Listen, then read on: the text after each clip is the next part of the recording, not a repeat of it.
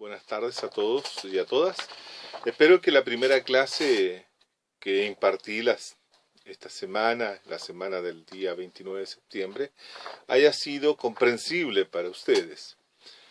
Voy a repasar algunos de los elementos centrales de aquella clase, en la cual, si ustedes quieren, yo planteé tres cosas fundamentales. En primer lugar, me referí a lo que eran las diferencias entre los procesos constituyentes actuales y los procesos constituyentes que se dieron durante el siglo XIX en función del proceso de formación y constitución del Estado moderno y de la nación, como también del inicio del proceso de modernización oligárquica, capitalista, de manera independiente en su relación con los procesos económicos mundiales. Habría que agregar ahí tal vez el siguiente punto.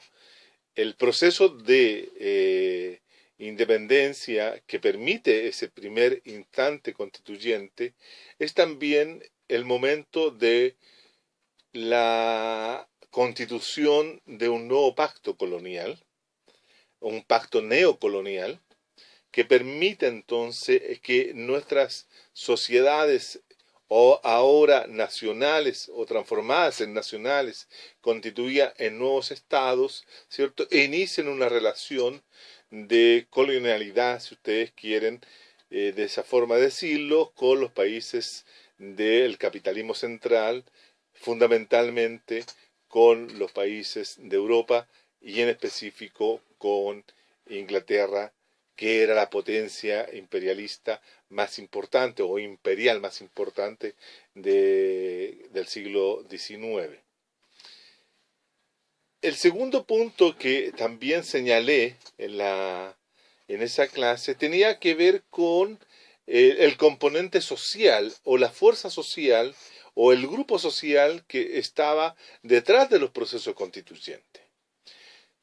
En el proceso constituyente del siglo XIX, la potencia constituyente estaba fundamentalmente ligada a las élites de poder que se transforman en élites en el poder. Las élites dominantes, los sectores que tenían, ¿cierto?, el control o la propiedad de las principales fuentes del poder. Tengamos presente que las principales fuentes del poder podemos establecerlas en cuatro, ¿cierto? Por un lado, el poder material, el poder económico, el poder que deviene y que se obtiene a través de la posesión de los medios de producción. Ese es el poder material que constituye en cierta forma a la clase dominante, pero también esa clase dominante tiene que tener la capacidad de mantener o establecer un determinado orden político, un determinado orden social, y ese orden social se mantiene a través del control de un poder logístico que podríamos denominar, que es el poder militar. Es decir, la élite que hace el proceso de independencia también tiene el control de la violencia política, tal vez no necesariamente legítima, pero tiene, al decir de Weber, ¿cierto?, tiene el monopolio de la violencia política para imponer su orden social al resto. Entonces esa es una segunda fuente del poder. Una tercera fuente del poder que también las élites en el poder en esa época y de poder en el siglo XIX controlaban, que eran las élites o los grupos dominantes, los terratenientes, etcétera, era el control del saber. El saber el ilustrado, el saber cultural, el manejo de las ideas, el manejo de ciertos poderes que se hacen desde arriba hacia abajo, ¿cierto?, que se imponen desde el Estado, e indudablemente también los controlaba la élite de poder. Y por último, ¿cierto?, el poder social, el que le permite también a la clase dominante ser parte de esta construcción de Estado, construcción de la nación, construcción de la sociedad que emerge de los procesos de independencia o de emancipación, que no es emancipación, que son emancipaciones coloniales de España, pero no necesariamente del resto de los países capitalistas. Por lo tanto, los procesos constituyentes que se han tenido éxito en América Latina en los últimos años del siglo XX, su composición social deviene de los sectores subalternos.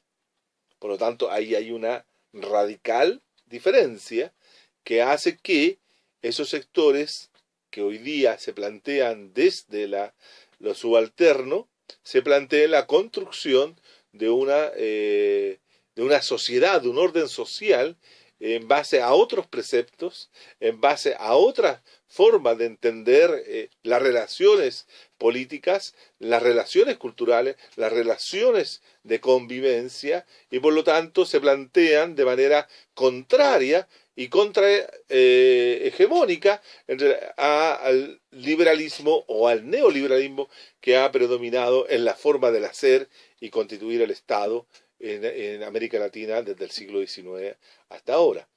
La rebelión de la plebe, como llama García Linera a los procesos nuevos que se constituyen en América Latina, son tremendamente importantes y tienen una composición social totalmente distinto a los del siglo XIX. Los del siglo XIX tienen la cualidad de haber sido los sectores subalternos, de ser acompañantes de los procesos constituyentes del siglo XIX. Los sectores campesinos, incluso algunos sectores indígenas, algunos sectores de trabajadores urbanos o rurales de la época del siglo, van a acompañar bajo la idea de la constitución de la patria esos procesos constituyentes. Lo que observamos también en el siglo XX, en estos procesos constituyentes de final del siglo XX, es que las élites dominantes no son acompañantes de los procesos constituyentes populares. En cierta forma, son su contrario. Observamos, ¿cierto?, las oposiciones que el proceso constituyente venezolano ha tenido. Hemos observado los procesos constituyentes y sus oposiciones que ha tenido el caso boliviano, especialmente de lo que son los sectores ligados a lo que se conoce como la media luna, a los sectores de Santa Cruz, etcétera, una serie de sectores que han estado en contra de la constitución del nuevo Estado plurinacional boliviano o de la República Bolivariana de Venezuela. Pero también podemos decir lo mismo de importantes sectores que se oponen desde el poder económico, desde el poder social, desde el poder en algún sentido, ¿cierto?, material, en el caso ecuatoriano. Es decir, los procesos constituyentes, en los procesos constituyentes, digamos, se expresan distintas clases sociales y se manifiestan distintos poderes constituyentes. El poder constituyente no es uno solo que abarca a toda la ciudadanía. En una sociedad capitalista, conformada y estructurada en clases sociales, nosotros podemos sostener que hay tantos poderes constituyentes como grupos de ciudadanos que se organizan en torno a la idea de constituir o de establecer, ¿cierto?, un tipo de ordenamiento constitucional. De manera entonces que lo significativo es de este proceso constituyente actual en América Latina es su composición y su naturaleza popular, a diferencia del siglo XIX, que era elitista y dominante. Esos son dos aspectos que yo resalté, tal vez sin profundizarlos del todo en la clase anterior, y también resalté en el caso del proceso constituyente general, la importancia que tenía, cierto, que estos procesos eran, por un lado, anti-neoliberales, pero también la recomposición de lo liberal, en el sentido liberal del siglo XIX, y por lo tanto se planteaba la superación de la forma como el liberalismo se había manifestado en la región. Y asociada a la idea de estar en oposición o en antagonismo del liberalismo, estos procesos también se planteaban la posibilidad de la construcción de un régimen democrático nuevo. Y tanto en Venezuela, en Ecuador, como en Bolivia, se tiende a hablar de la construcción de una democracia social participativa. Y es una democracia social participativa que se trata de instalar y practicar de manera inmediata. Este es un aspecto que también se diferencia con respecto a los procesos constituyentes del siglo XIX. En el sentido siguiente, y esto no lo dije en la clase pasada, y lo quiero decir en función de la problemática que voy a abordar en esta nueva clase. La democracia no está ligada necesariamente al liberalismo. Segundo, la democracia no está ligada necesariamente al capitalismo. El capitalismo no es condición necesaria para la existencia de la democracia. Tampoco el liberalismo es condición necesaria para la construcción de la democracia. La democracia, ¿cierto?, como régimen político o como forma de convivencia social y política en una comunidad dada, puede estar informada, puede estar apoyada de distintas doctrinas sociales, económicas, que parten de un solo elemento fundamental. En democracia, los hombres y mujeres son iguales. Ese es el principio. El principio fundamental de la democracia es la igualdad. Por sobre otras condiciones de posibilidad de la democracia. Si un sistema social, si un sistema político no tiene o no permite o impide la igualdad, estamos en presencia de la imposibilidad de la democracia. Y es mi tesis central de que la democracia en los sistemas capitalistas tiene difícil posibilidad de existir, porque los sistemas capitalistas son siempre sistemas que se basan en la desigualdad. En la desigualdad material, en la desigualdad política, en la desigualdad cultural, en la desigualdad de género, sobre todo en la desigualdad de género. De manera que los déficits de la democracia no tienen que ver solo con la forma de participación u otras, ¿cierto?, sino tienen que ver con este elemento.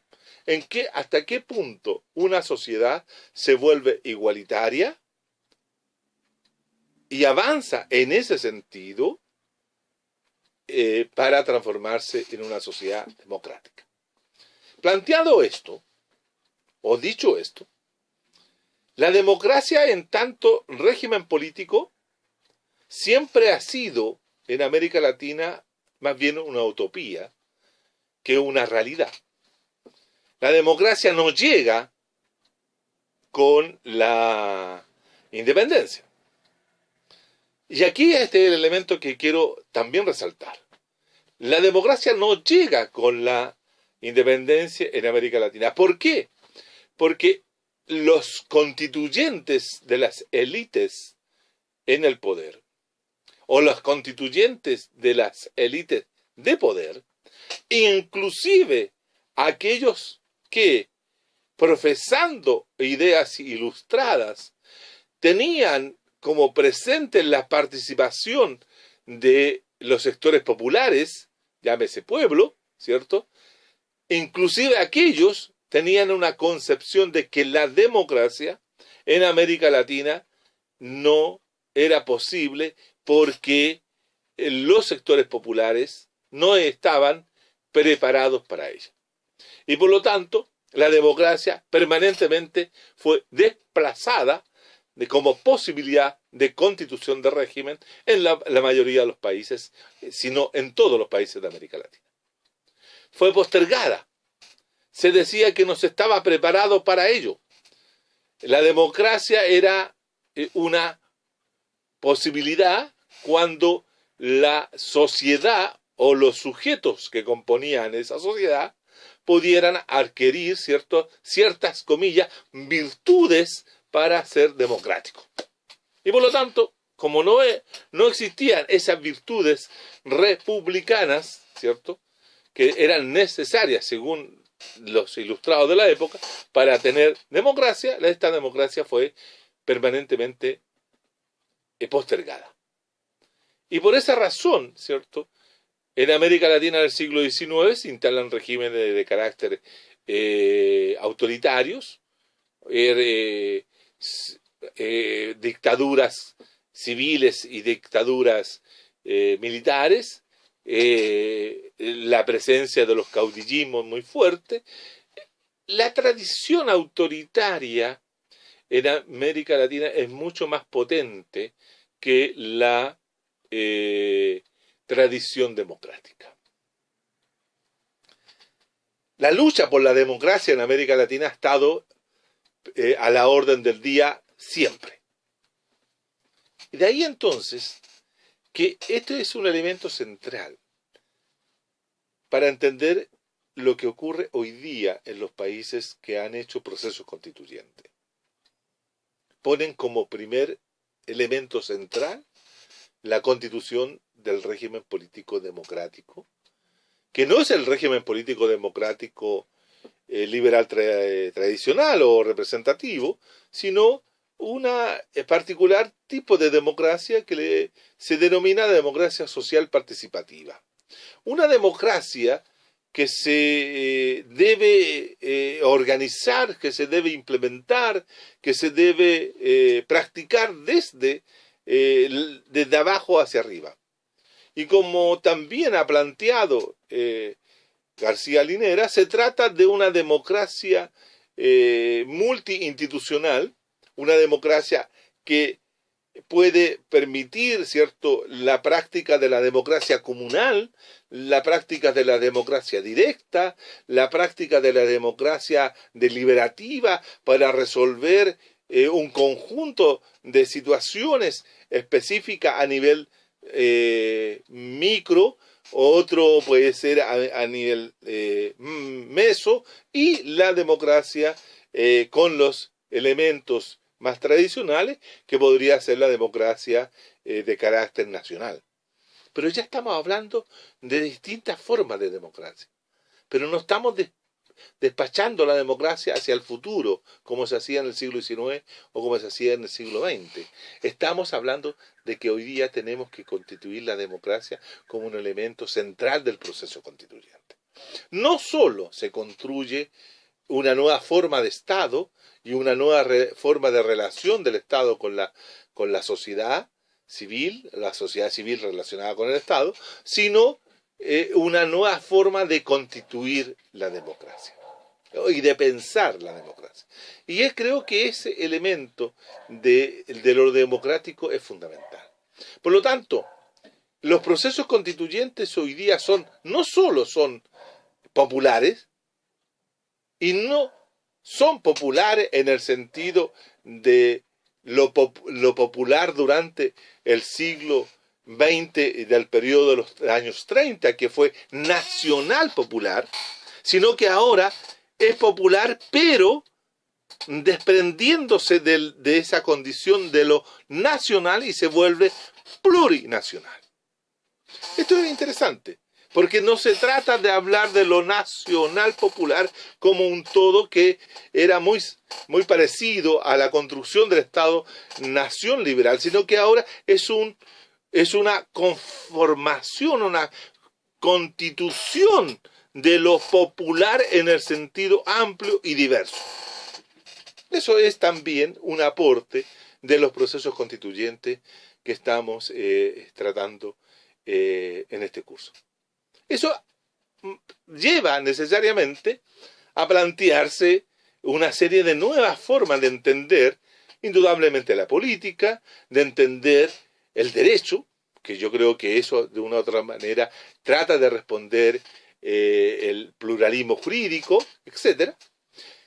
Pero lo central, estimados y estimadas, tiene que ver con esta idea, la idea de que lo popular es plurinacional, pero al mismo tiempo es altamente democrático. Y en ese aspecto exige la constitución y la práctica democrática. Que no estaba presente, insisto, no estaba presente en los procesos constituyentes del siglo XIX.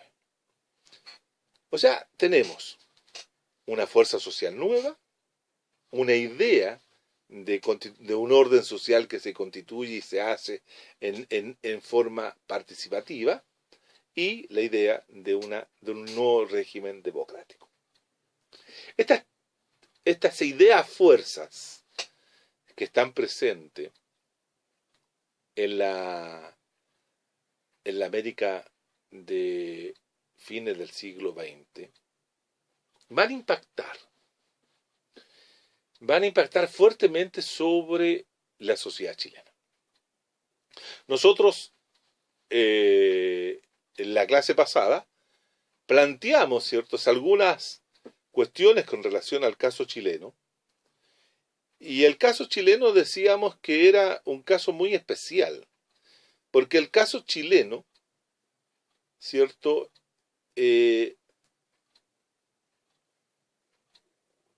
irrumpía en el escenario latinoamericano, o tenía una presencia en el escenario latinoamericano como el único país que no ha hecho un proceso constituyente.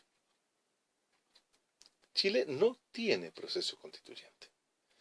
Es decir, más que no tiene proceso constituyente, en Chile nunca ha habido una asamblea constituyente. Una asamblea constituyente de carácter nacional o plurinacional o multinacional, una asamblea constituyente democrática. No la ha habido. No habría. Ustedes revisan la historia del siglo XIX y siglo XX chileno, en Chile no han habido proceso constituyente. Un elemento que quiero mencionar en este momento es que han estado presentes los procesos constituyentes de final del siglo XX en América Latina, y especialmente en Ecuador y en Bolivia, pero también, en cierta forma, en el caso venezolano, tiene que ver con el momento que irrumpe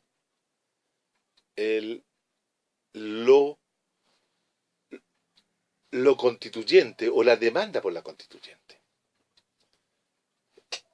Si uno analiza bien lo ocurrido en Venezuela, lo ocurrido en Ecuador y en Bolivia, ¿qué es lo que tienen de común? Aparte de lo que ya hemos dicho. Tienen de común la crisis política. Hay una crisis política institucional. Se desata una crisis política institucional que provoca una crisis de Estado. Es decir, en términos gramscianos, provoca una crisis orgánica de la sociedad, en la cual se pone en tela de juicio tanto la dominación como la hegemonía. Venezuela, ¿cierto?, comienza a experimentar una crisis de dominación o una crisis de hegemonía o una crisis del sistema político venezolano desde el momento en que estalla, ¿cierto?, el reventón histórico, el levantamiento, ¿cierto?, de Caracas, el Caracazo. El Caracazo es un punto de quiebre del proceso político venezolano que, con todos los meandros y todos los vericuetos que la historia y los procesos políticos tienen, termina, ¿cierto?, en la elección de Chávez en 1997-98 y la instalación de la Asamblea Constituyente y posteriormente la Constitución de la República Bolivariana de Venezuela. Cuando uno revisa el caso ecuatoriano, observa también que hay una crisis de Estado, una profunda crisis de Estado que tiene que ver con el gobierno de Bucaram, de la disolución del sistema de partido, del levantamiento de los indígenas, etcétera, etcétera. Todo eso va hilvanando una situación, un proceso de crisis que termina, ¿cierto?, en lo que es el movimiento, ¿cierto?, de los forajidos y todo aquello que termina con la instalación de Correa, de Rafael Correa en el gobierno y posteriormente las asambleas constituyentes que llevan a la constitución de la nueva constitución política del Ecuador. Para que el caso boliviano, ¿cierto?, es un caso paradigmático en tanto movimiento que va emergiendo desde el fondo social, desde los sectores populares subalternos que se van planteando desde aquella marcha de los pueblos de las tierras bajas hacia La Paz, ¿cierto?, y que ya planteaban en 1991 la posibilidad de una asamblea constituyente y de una reformulación de la forma de Estado. De ahí deviene, ¿cierto?, un proceso político ascendente, con quiebres, por cierto, y que termina en la explosión, en la rebelión del 2001 y finalmente en la elección de Evo Morales y la Asamblea Constituyente que da origen al Estado Plurinacional Boliviano. Es decir, un elemento central es que son movimientos de la sociedad, porque no es un solo movimiento social, sino que son una multiplicidad de movimientos sociales, de organizaciones, de sujetos que se ponen en movimiento para reclamar, ¿cierto?, la institución de esta organización, de este escenario que es una asamblea constituyente para dar origen, ¿cierto?, a una nueva carta constitucional que modifique lo existente hasta ese momento. Tenemos también otras situaciones que se han vivido en América Latina que no han terminado en proceso constituyente. Tenemos toda la rebelión argentina que vota al presidente de la Rúa en el 2001, ¿cierto? Pero que no necesariamente esa movilización social de la sociedad argentina termina o concluye en una nueva constitución política. Hay un cambio de gobierno y uno podría decir que hay un cambio de orientación de los gobiernos, pero no necesariamente un cambio de la forma de Estado. Pero no necesariamente hay el cambio de la constitución política. Lo mismo ocurre en el caso brasileño, ¿cierto?, por ejemplo, con la destitución de Collor de Mello, por una serie de situaciones que no tienen que ver con una demanda constituyente. También está el caso de Colombia, El caso colombiano es muy interesante que hay una movilización por una asamblea constituyente, pero que no necesariamente termina modificando la forma de Estado y resolviendo de manera total y completa la constitución del 91, toda la problemática de Colombia. Hasta el día de hoy, la problemática colombiana sigue siendo discutida y analizada para resolverla de alguna manera. Pero tenemos nosotros que en ese sentido hay como un elemento común son las crisis políticas. Que las vamos a definir como un momento, una coyuntura crítica, histórica crítica, en la cual, ¿cierto?, los actores con poder pueden dirigir el proceso político hacia un fin de X o hacia otro fin determinado. Pero que esa coyuntura crítica permite, ¿cierto?, a su vez, la modificación de la situación existente o de las estructuras políticas existentes hasta ese momento. En el caso chileno, como decíamos en la clase pasada, nunca ha tenido la posibilidad de generar a partir de una crisis o de una coyuntura crítica que la ha tenido, que la ha vivido, una asamblea constituyente. Revisemos rápidamente. En el 1829, es decir, estamos hablando del comienzo del siglo XIX, o sea, la tercera década del siglo XIX, se produce, ¿cierto?, una crisis civil, una guerra civil. La constitución de 1829 era una constitución liberal. Y por lo tanto, esa constitución liberal generaba una serie de problemas para la élite dominante de carácter conservador. Y terminó dirimiendo el conflicto a través de una guerra civil en la cual las fuerzas armadas o los grupos armados que lidiaban a favor de los conservadores ganaron y impusieron la Constitución de 1833. La Constitución de 1833 fue impuesta, como decíamos la vez pasada, por el Ejecutivo, que en ese momento tenía el control del aparato estatal. Muchas veces se plantea de que una constitución política organizada por el poder constituyente ejecutivo o por el poder constituido no es democrático. No es democrático y desde el punto de vista de la participación, etcétera. Pero no deja de ser que esa constitución o esa situación se imponga y se haga legítima a lo largo del tiempo.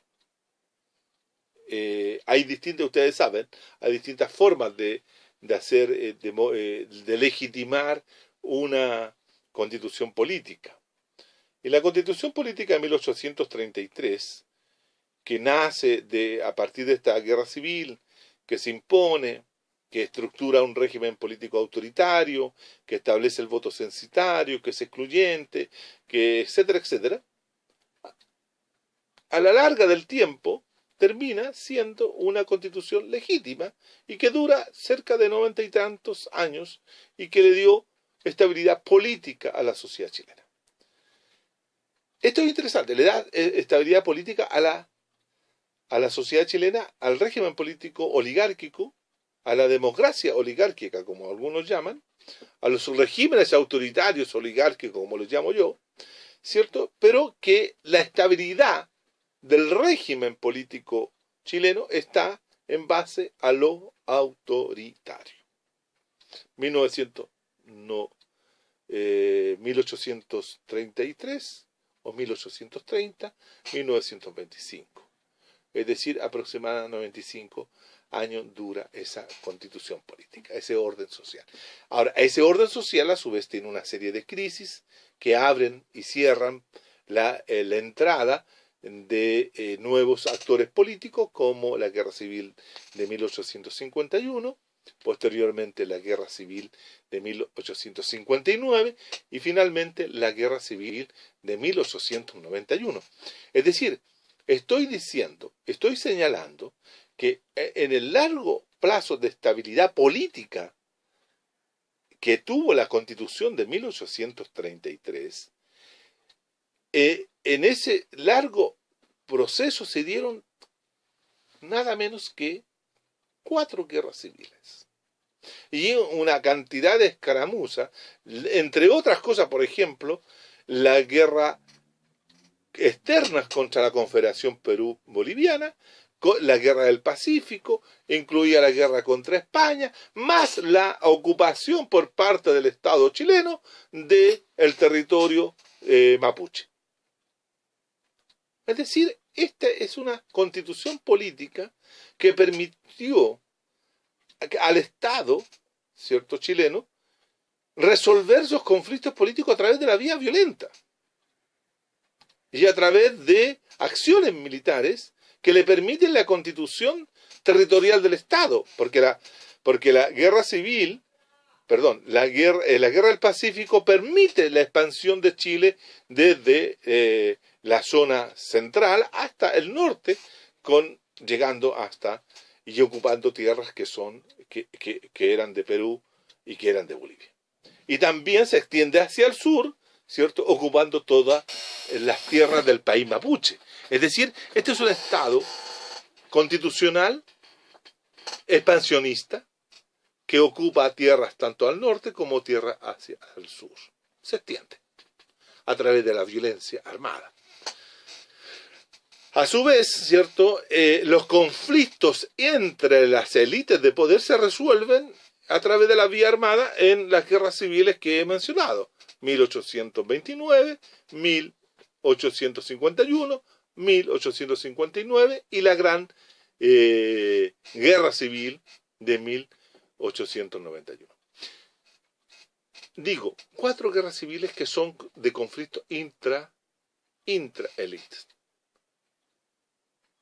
Sin embargo, cuando aparece se organizan y aparecen los sectores populares organizados políticamente y comienzan a plantearse la posibilidad de intervenir y participar activamente en el Estado a través de una permanente demanda, por ejemplo, de una asamblea constituyente, ya la situación comienza a modificarse y el conflicto entre las élites pasa a segundo plano y las élites van a usar el aparato estatal, el aparato militar, ¿cierto?, para reprimir a los sectores obreros y populares y trabajadores en Chile, fundamentalmente a partir de aquel hito tan fundamental y central para los subalternos chilenos, que fue 1890, que ocurre la gran huelga, o la primera huelga general, ¿cierto?, de los sectores trabajadores portuarios ligados, ¿cierto?, a todo lo que era el proceso de estiva y desestiva. 1890 es el momento en que se inicia todo este largo periplo de represiones que se van a dar contra los sectores populares en Chile. Cambia el carácter del conflicto. El conflicto se hace ya un conflicto, si ustedes quieren, un conflicto de clase. Ya no se trata de conflictos en que enfrentaba un sector de las élites del poder en contra de otro sector, sino más bien acá estamos en presencia del conflicto capital-trabajo, que también adquiere condiciones de política. Política, en tanto, reclama la presencia o la resolución de aquella conflictividad por parte del Estado. ¿Qué tenemos entonces?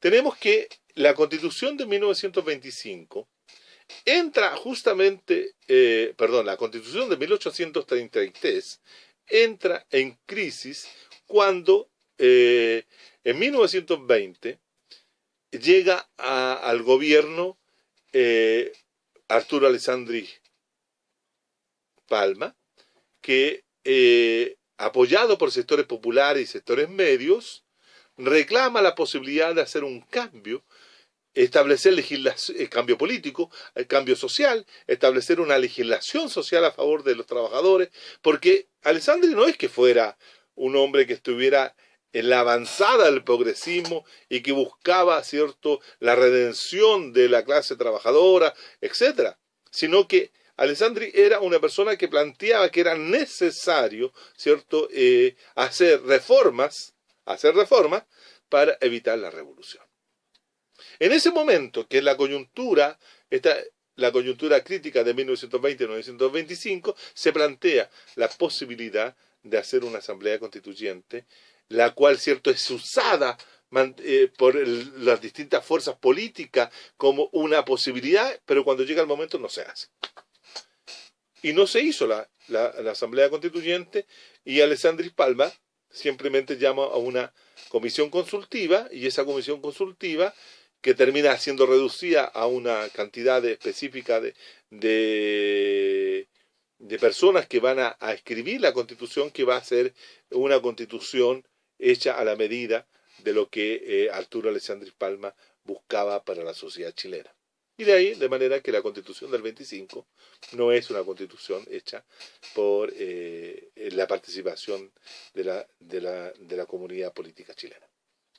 Esa Constitución política, que es rechazada por todos, que se hace en un plebiscito en la cual se abstiene cerca del 60 o 70% de la población, o más, no participan. Además que el número de personas que participaban inscritas en los registros electorales de la época era muy bajo, era apenas el 7% de la población de 4 millones o 3 millones de personas que tenían derecho a voto, etc. Pero totalmente impuesta desde el Ejecutivo y apoyada por la espada, es decir, apoyada por los militares.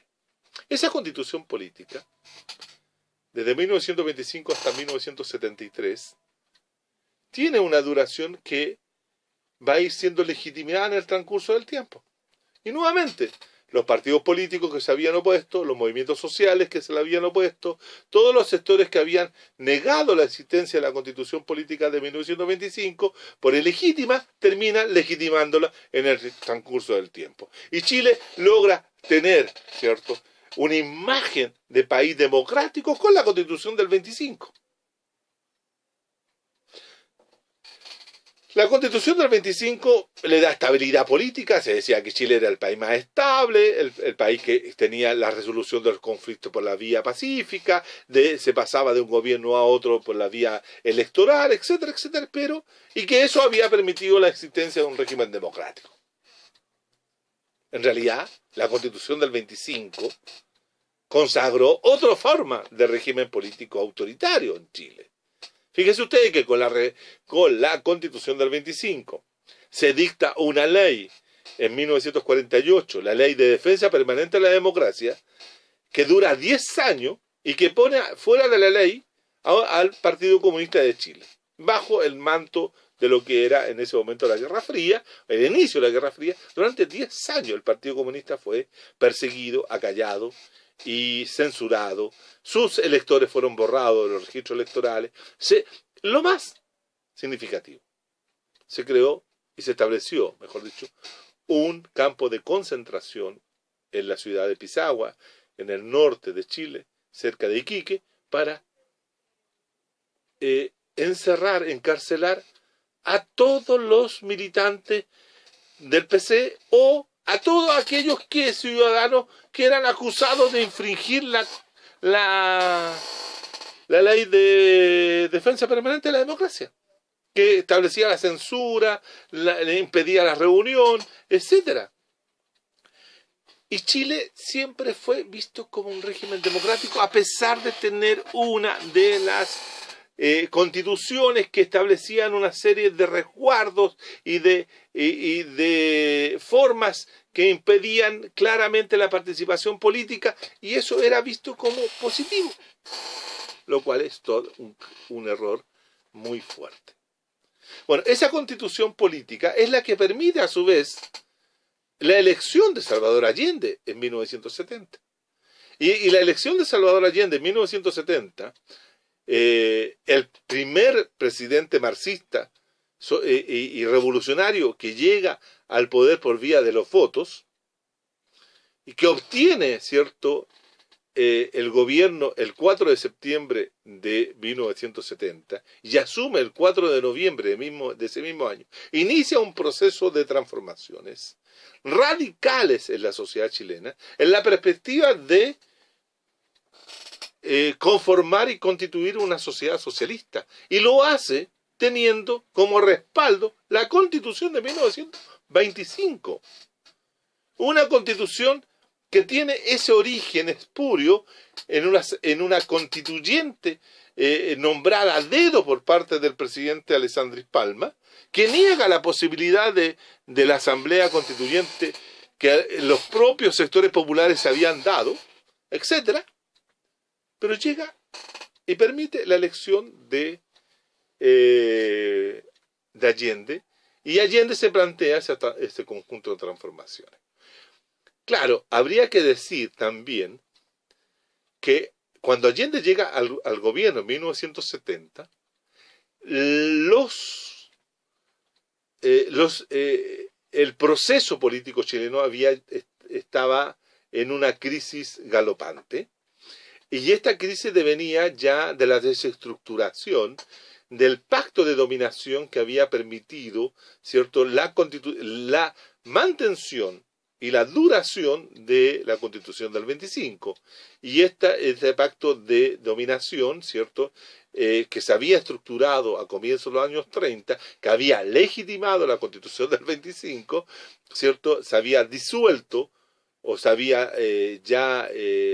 explosionado en 1967, cuando, fíjese usted, cuando el gobierno de Eduardo Frei Montalva, el gobierno de la democracia cristiana, un gobierno de carácter reformista, que había asumido con la idea de hacer reformas revolucionarias para evitar, ¿cierto?, el ascenso del marxismo o el ascenso de las fuerzas insurgentes revolucionarias que venían con la idea del socialismo en una década que estaba empapada de socialismo por la Revolución Cubana, ¿cierto? La revolución en libertad de la democracia cristiana, que está emparentada con las políticas de la Alianza para el Progreso de Norteamérica, desarrollada justamente como una forma de control del proceso insurgente en América Latina después de la Revolución Cubana. Ténganse presente de que habían dos políticas específicas que el Departamento de Estado norteamericano va a desarrollar en la década de los 60 para enfrentar el problema comunista o el problema insurgente. Uno, la doctrina de la seguridad nacional, que surge también en la década de los 60, a comienzo de la década de los 60, que se pone en práctica el año 1964 en Brasil con el golpe de Estado contra el presidente João Goulart, que es la solución militar para enfrentar la insurgencia. Y la solución política, que es la Revolución en Libertad, que es de Eduardo Frei Montalva, que también se instala en 1964, cuando gana las elecciones en septiembre y asume el 4 de noviembre de ese año. Estamos en este año justamente conmemorando los 50 años de ese proceso político, ¿no? Bueno, ¿qué sucede? Frei, ¿cierto?, trata de hacer la reforma agraria. Y para hacer la reforma agraria tiene que hacer una modificación del derecho de propiedad. Y modifica el artículo 10, inciso 10A de la Constitución Política de 1925, que establecía una concepción liberal de la democracia, de la propiedad privada, y que ésta merecía tener una serie de candados que la protegieran.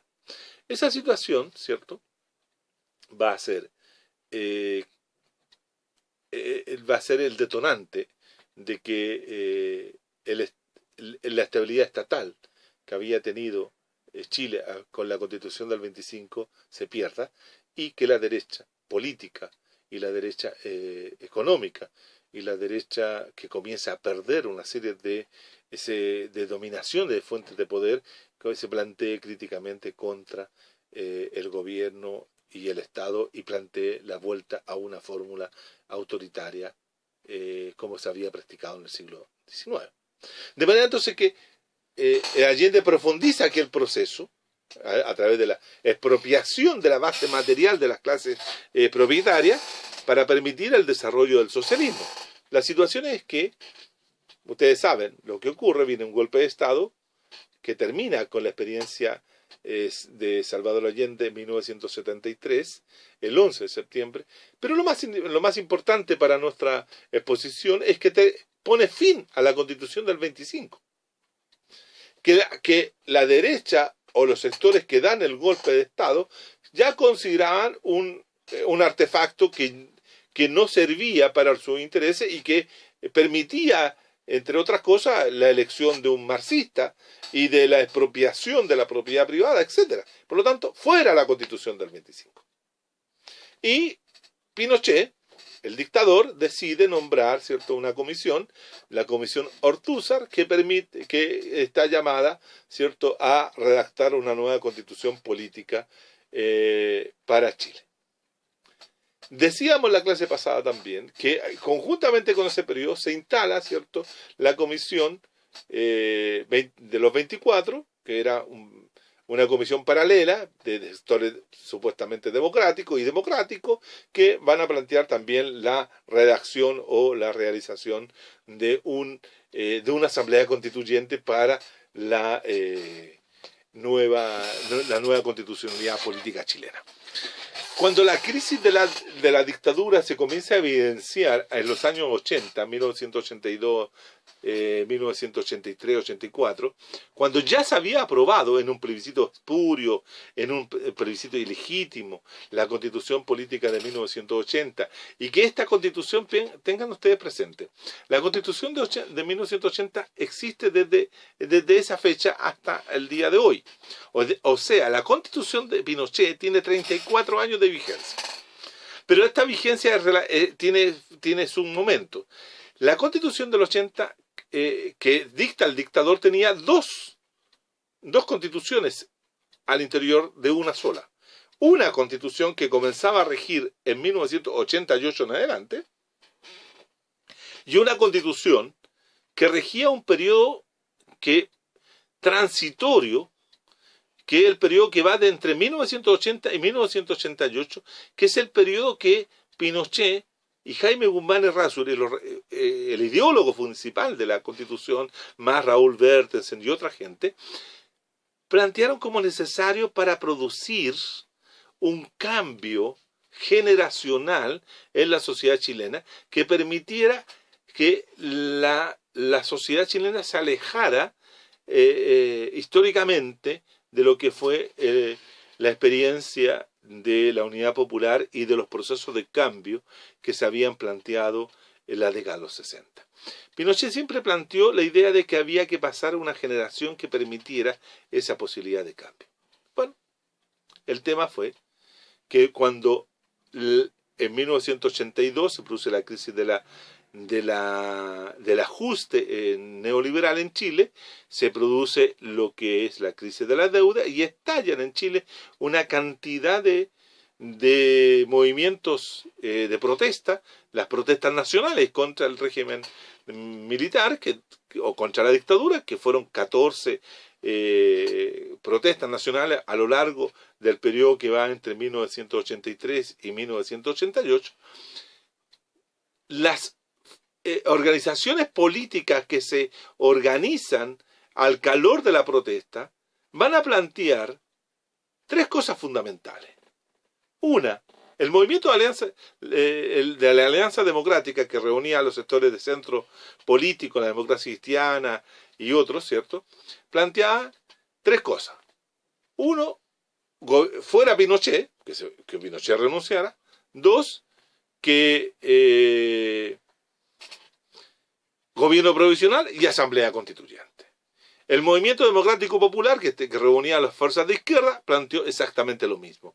El bloque socialista, que reunía a otros grupos políticos, planteó lo mismo. O sea, todos planteaban una asamblea constituyente.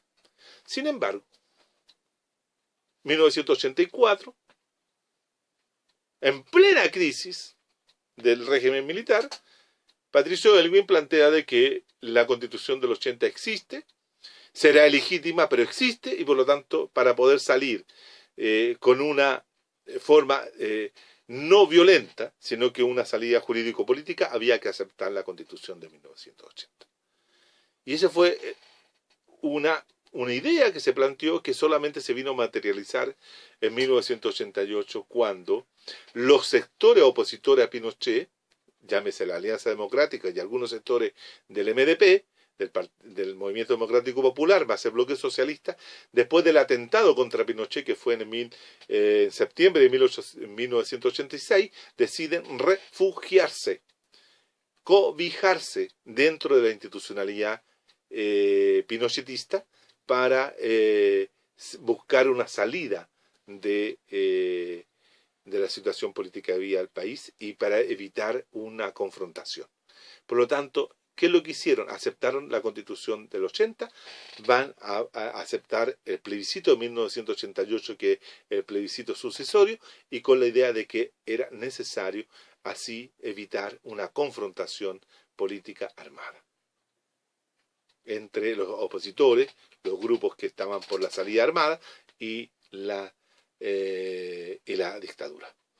¿Eso qué es lo que permite? Permite esto meter debajo de la alfombra o esconder la idea de una asamblea constituyente. Patricio Aylwin declara: no hay condiciones óptimas para hacer una asamblea constituyente y por lo tanto hay que trabajar con la Constitución del año 1980. ¿Qué tenemos? 24 años desde 1990, desde cuando se gana o se derrota a Pinochet en el 88, después se derrota a la derecha pinochetista y sus distintas fórmulas durante 20 años, hasta inclusive con el gobierno de Piñera, la Constitución del 80 sigue vigente hasta el día de hoy. Y hoy día, al calor de las movilizaciones sociales que se gestan y se desarrollan a partir del año 2006, posteriormente el 2011, se retoma la idea de una asamblea constituyente. Sin embargo, esta idea de que cala hondo en el calor de los sectores latinoamericanos, que todos dicen, bueno, si se ha hecho una asamblea constituyente en Venezuela, si se ha hecho una asamblea constituyente en Ecuador, si se ha hecho una asamblea constituyente en Bolivia, ¿por qué nos resolvemos los problemas de herencia que nos dejó la dictadura a través de una asamblea constituyente? Sin embargo, en Chile, decir asamblea constituyente genera un miedo político enorme en las élites dominantes. Todas las élites dominantes sienten un terror a la Asamblea Constituyente chilena. De tal manera que hoy día la presidenta Bachelet no ha señalado de que va a hacer la reforma política que se plantea a través de una Asamblea Constituyente, sino que ha establecido de que el constituyente derivado, en este caso el Parlamento, tendría que ser el encargado de hacer una asamblea constituyente para la elaboración de una nueva constitución política. Estamos en un nuevo ciclo político o algo parecido a un nuevo ciclo político, pero que no visualiza en el futuro la posibilidad de una asamblea constituyente. ¿Por qué? Porque el movimiento sociales o las movilizaciones sociales que estallaron en el 2006 y el 2011, especialmente las de los estudiantes, no fueron movilizaciones destituyentes. Carecieron de la capacidad y de la potencia para destituir lo establecido y a partir de esa destitución plantearse lo nuevo, lo constituyente.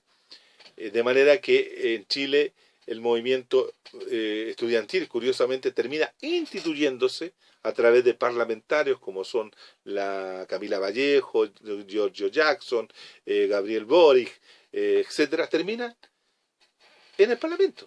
Por lo tanto, termina institucionalizado. Y al estar institucionalizado, la posibilidad de la destitución de lo existente es casi inverosímil para el caso chileno. Por eso tengo la impresión de que Chile va a seguir siendo lo que es en la región, una excepción. No tiene asamblea constituyente. Gracias.